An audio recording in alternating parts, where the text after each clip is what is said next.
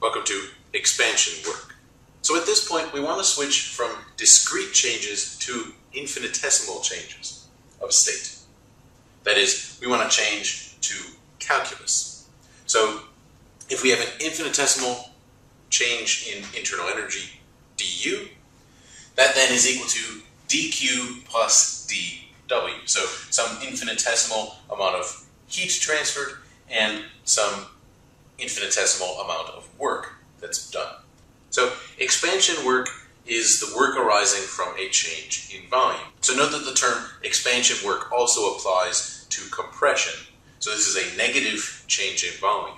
Further note that expansion work is important for many chemical reactions, including those that produce gas, such as combustion reactions.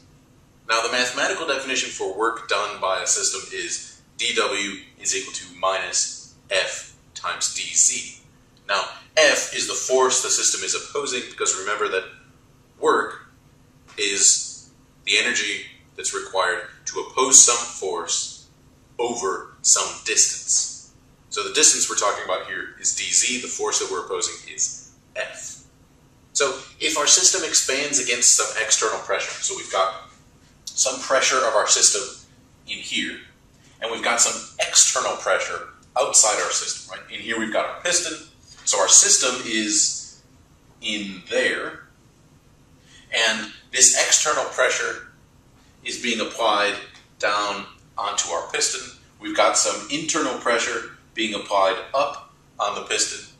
If pressure P is larger than pressure Px, then the piston is going to move up. If Px is larger than P, then the piston will move down. So if our system is expanding upwards against that external pressure Px, then dZ is positive, so the change in height from one point to the next. Then dZ is positive, and that means that dW is negative, meaning that the system is losing energy. Now this makes sense because the work done on the system is negative. The system is what's doing work. The system is doing work on the surroundings if the system is expanding. On the other hand, if the system is being compressed by the surroundings, then the surroundings are doing work on the system. And then the value of dW will be positive, but in order to get that to happen, then dZ must be negative. So if we're compressing, then the value of dW is positive. If we're expanding, then the value of dW is negative, because the system is doing work on the surroundings. So let's look at our figure over here again. We've got one wall, which is this top here. This is the piston. One wall of our system is a massless, frictionless, rigid, perfectly fitting piston with area A. Now, we're saying that it's massless so that we don't have to account for any energy involved in raising the piston. It's frictionless because we don't want to lose any energy in friction between the piston and the wall here. It's rigid, it's not going to bend at all, and it's perfectly fitting in that we don't have any gas that enters or leaves our system. So if the external pressure is P sub x, then the magnitude of the force acting against the outer face of the piston is F is equal to P sub x times A. So the external pressure times the area of that piston. And when the system expands a distance dz, then the work done is dW is equal to minus P sub x times dV. Now note that dV is given here. dV is equal to the area times dz, the change in height. So to obtain the total work done when the volume changes from an initial volume to a final volume, so from initial volume to final volume, we can then integrate. So we have the work done is equal to minus the integral from VI to VF of P sub x times dV. Now note that the force acting on the piston, which is Px times A, is equivalent to the force arising from a weight that is raised as the system expands. If the system is compressed instead of expanding, then the same weight is lowered in the surroundings, and the above equations can still be used, but now Vf is smaller than Vi. And note that the pressure used is still the external pressure, even though the force being opposed is the pressure of the system. Now this may seem to be inconsistent, but note that the energy of the surroundings is decreased because the ability of the surroundings to do work is diminished. That is, the internal energy of the system increases. Now there are other types of work, one of which is electrical work, and we call these other types of work non-expansion work or additional work.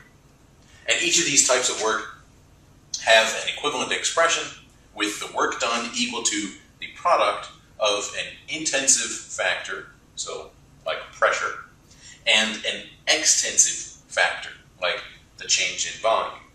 And table 2.1 in the book summarizes each of these. We've got expansion work, there's surface expansion where we're expanding the surface of some interface, not some volume of gas. We've got extension, and we have electrical work. Now for the remainder of the course, we're largely going to ignore the other types of work available. We're mostly going to be looking at just the expansion work that's done. So here, let's turn to free expansion. So free expansion is expansion against a zero opposing force. And in this case, the external pressure is zero. We're expanding a gas into a vacuum, essentially. Now in that case then, the work, which was equal to minus the integral from Vi to Vf of P sub x times dV. Now, if P sub x is 0, that means that this integral must be 0. And that means that the work done when we expand a gas into a vacuum is 0. There is no work being done because there is no force being opposed. Now, suppose that the external pressure is constant throughout the expansion. That means that then, in our integral, we can move P sub x outside the integral because it's not changing. And that means that now we are integrating dV from Vi to Vf, and that means that now we get the work is equal to minus the external pressure that's being opposed times Vf minus Vi, which is simply the change in volume. So work done is equal to minus P external times the change in volume. Now we can represent the magnitude of this work as the area in the figure over here. So here we have pressure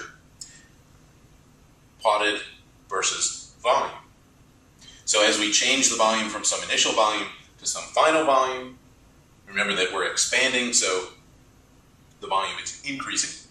If the external pressure is constant, then we have this rectangle, and the work done is equal to the external pressure, Px, which is the height of our box, essentially, times the change in volume, I mean, the distance from here to there.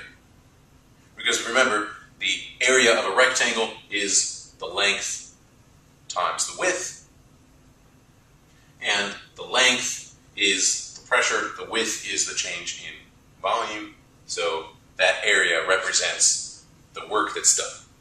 Now this type of graph that's used to illustrate expansion work is called an indicator diagram. Now James Watt first used an indicator diagram to illustrate aspects of his steam engine. So now let's turn to reversible expansion. A reversible change is a change in thermodynamics that can be reversed by an infinitesimal modification of some variable.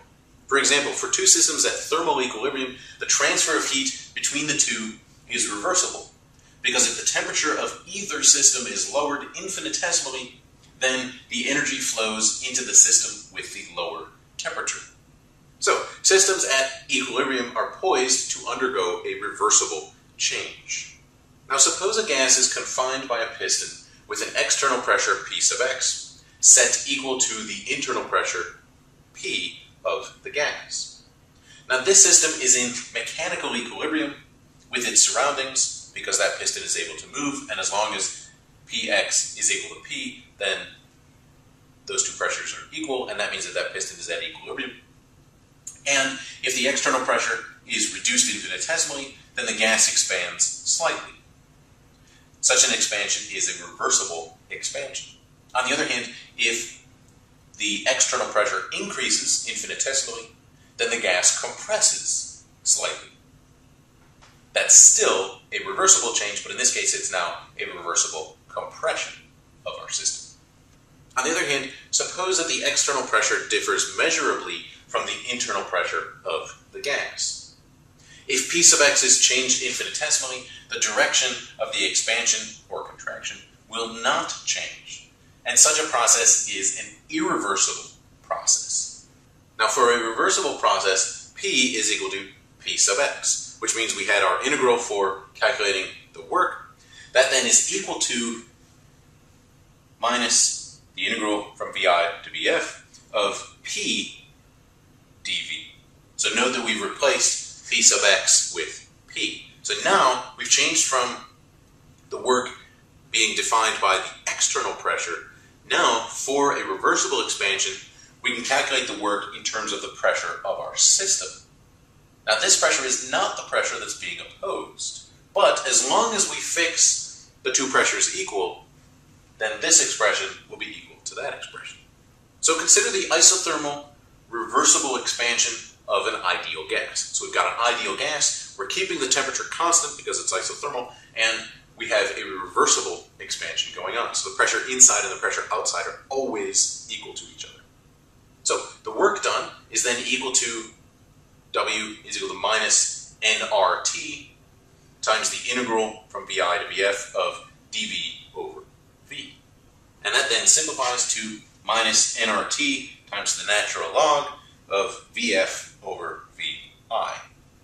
Now, when the final volume is larger than the initial volume, as will be the case for expansion, then the logarithm is positive and the work is negative. And note that in such a case, the system would have absorbed energy in the form of heat from the surroundings, and so Q is positive. On the other hand, if we don't have expansion, if we have a compression, then VF is smaller than VI, and that means that the logarithm is negative, and the value for work is positive, and then that means that the system is not absorbing energy in the form of heat, it's releasing energy in the form of heat to the surroundings, and that means that the value of Q will be negative. Also note that the work done is dependent upon the temperature. At higher temperature, the opposing pressure must be higher to equal the increased internal pressure of the gas, and that increases the work done. So the indicator diagram for an isothermal reversible expansion is shown here. Now note that the rectangular shaded portion, that brownish color down here, is the work obtained from the irreversible expansion against the fixed external pressure that is equal to the final pressure over here, PF, of the reversible expansion. So the reversible expansion starts out expanding against some pressure, Pi, and the pressure that that system is expanding against is decreased over the course of the expansion. With the irreversible expansion, the final pressure is the same as the initial pressure. The system expands only against that final pressure. So note that more work is done in the reversible expansion because we have this area in there as well, in addition to all of the area down here. So more work is done in the reversible expansion than in the irreversible expansion. That is, some of the pushing power is wasted if the pressure of our system is larger than the external pressure, and therefore the maximum work attainable from any expansion is from the reversible expansion. If we have an irreversible expansion, we're wasting some of the energy. So note that this idea of maximum work attained from a reversible process is generalizable to all substances and all kinds of work. And we'll see this in section 3.5. So that was expansion work.